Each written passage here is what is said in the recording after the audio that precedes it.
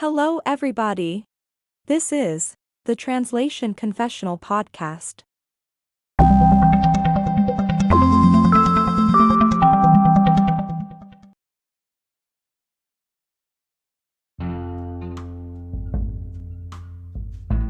The acquisition of language companies. The acquisition of small businesses owned by language professionals is a trend that has been growing in recent years.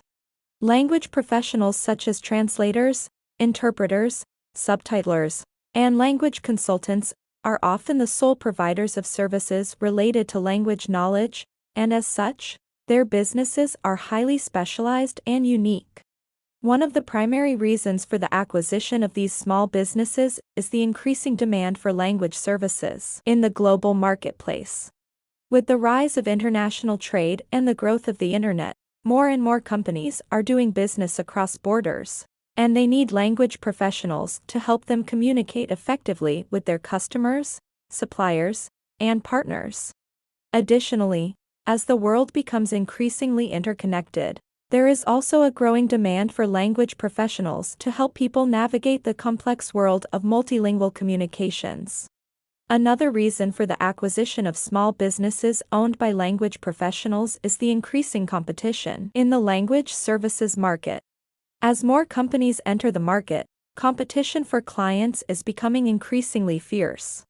Companies are looking for ways to differentiate themselves from their competitors and to gain a competitive edge. One way to do this is by acquiring small businesses that have specialized expertise in a particular area of language knowledge. However, it is important to note that the acquisition of small businesses owned by language professionals is not without its challenges. One of the biggest challenges is that these businesses are often built around the personal expertise and reputation of the owner. When a small business is acquired, the owner may no longer be involved in the day-to-day operations, which can lead to the loss of clients and the erosion of the business's reputation.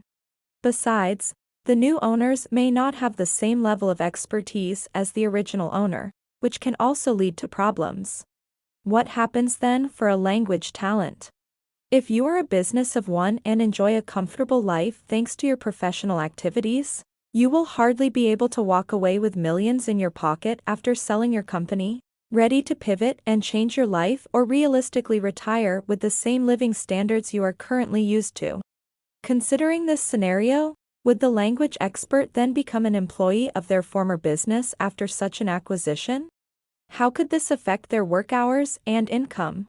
Could this help translators or interpreters who may be overwhelmed by the operational side of things? That is, managing projects, issuing invoices, collecting payments, and filing their taxes, because someone else will now be in charge of these tasks? Would the language expert who turned into an employee enjoy conventional benefits, such as health insurance, paid vacation, and retirement plans? Having posed all of these questions, what we know now is that the acquisition of small businesses owned by language professionals is a trend driven by the growing demand for language services in the global marketplace and increasing competition in the language services market. While it can be a good way for large companies to gain a competitive edge by acquiring a highly specialized small business, it is important to be aware of the challenges that may arise when you consider selling your own language company, so that you can take the necessary steps to mitigate any challenges and plan for your transition, whatever the next chapter in your professional life may be.